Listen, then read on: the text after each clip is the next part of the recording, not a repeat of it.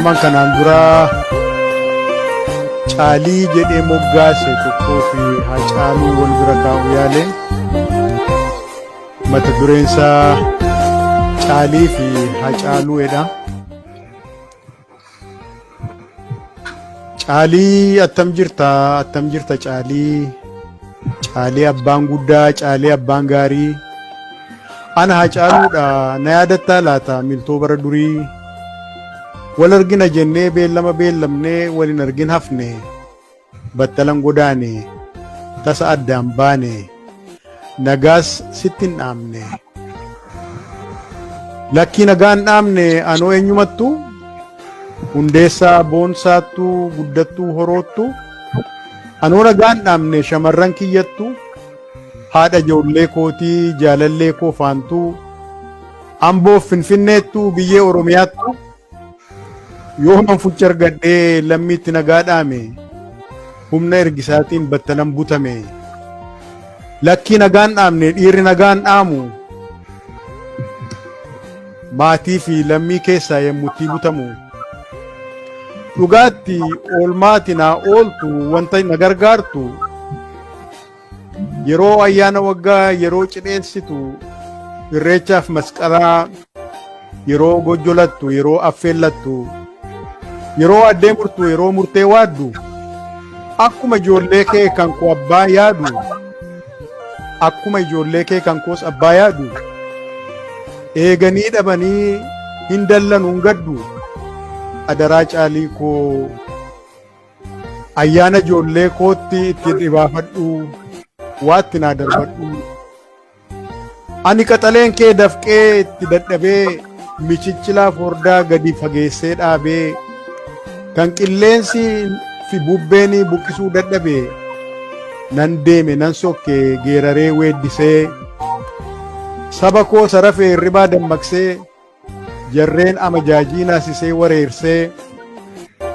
itittuu seenaasaa bara awwaalaa baasee nadhii aadaa isaatii ifatti mul'isee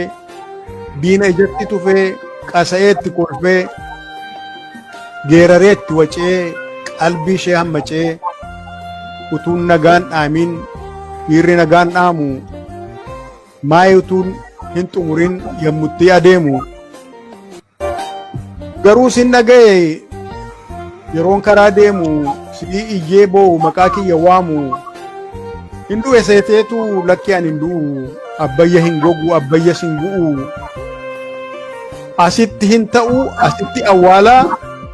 lammii fi amajaajiin ofumaa wal lolaa tokko hin mankaraaraa kaan immoo ni yelalaa ani ogiyoodha ani jijimbila tokko yoo kutanii kumatu qummaadha kitila biqila. Yoon yaadatta ta'e gaaficha galgala gaafa waliin teenye yoon battala deeme adaraa akkan boonye jedheensi qoqqobee maaf naqaanessita addaan baba'etti maa boossee harqita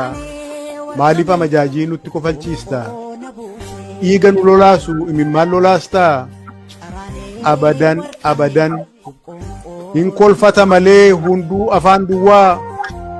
kan ilkaansaa dhabee kan baqatee galu dabeessaa fi gowwaa. Caalii abbaa maal dhibbii Caalii qalbiin cimdii Caalii garraamichaa Caalii gaachanni cidii Caalii kaayyoon lakkuu Caalii kaayyoon cimdii Caalii asifachii Caalii oliif gadii maaloo yoo boo'isiin jedhan waa'u jedhi didii. Caalii jiitaa koo Caalii gaachanni hoffaa hin boo'in adaraa diinatu nutti kolfaa maal taate nama na qalbiin maaf si cabaa du'a qanansiistaa akka mucaa dhabaa. Ilaamee abbaa Caalii hooda Caalii keetii anuu sittan himaa ollaan maaf sitti himti boo'ee mankaraaraa addaan baba'eetti inni iyyaan mar'ata akka haadhoo reetti furrii fi imimmaan fuulirraa fulalaasa silaas guddaa salphaa fardatu goondaa dhiyeessa kabalan hin boo'a qimmiidan hin boo'a maali uumaan isaa kun abshaala moo gowwaa. Caalii irreen xeebaa Caalii gaachanni waakkoo maal wadaraa danfaa maal wadaraa bukkoo maaf goolte ekeraa koo caalii somaan muujaa kan eeboon bosoqqee yemmuu qimmiidamu deebiseen qimmiidu iyyee boo'a harqee furriif imimmaan keessa isaatii cuunfee of keessaa gad naqee safuu waaqa guddaa akka inni fokkisu fuulattiin of laaqee hin dhageenye laata moo dhageessa kaa'e dhiirri qofaa boo'aa gorsa boo saggaa'ee dhiirri guyyaan boo'u yeroo aduun iftu lakkii guyyaan cophu yeroo amajaajiin ijaan nama qortu kan inni xinnoo cophu kan qalbii gudunfame kan inni hiikkatu yeroo aduun dhiitu yeroo haati margoo dukkana aguuggattu kanaafuu yaa obbole wanta inni sitti himu kan inni siif mammaaku miira kee cabbaawaa miira keessa danfeen dafee wal haa maku akka waaqa arfaasaa qaqawweessa'u bakakkaa bakakku kan biraa caalii ko akka tasaa ta'ee gaaficha galgala gaafan manaa ba'e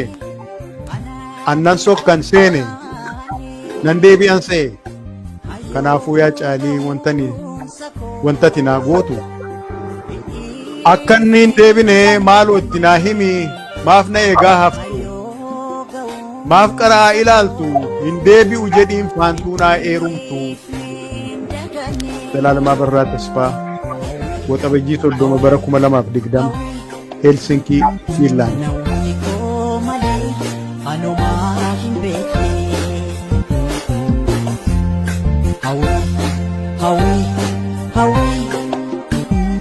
Anawiko male, ano mahing bekle.